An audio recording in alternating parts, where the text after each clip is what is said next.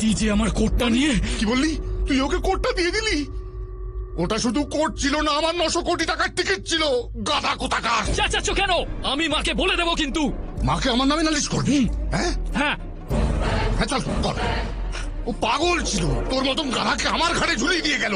আমাকে যা বলার বলো, কিন্তু আমার মাকে কিছু বলবে না। আচ্ছা আচ্ছা আচ্ছা, ঠিক আছে, ভুলে গেছে। আরে ক্ষমা চেয়ে নেবো, ক্ষমা চেয়ে নিচ্ছি।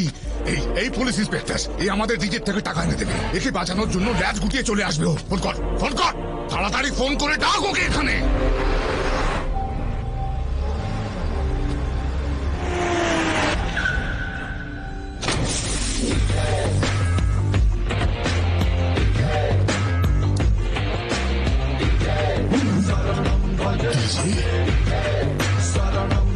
যেদিন আমার সামনে আসবি, নিজের হাতে তো শ্রাদ্ধ করব।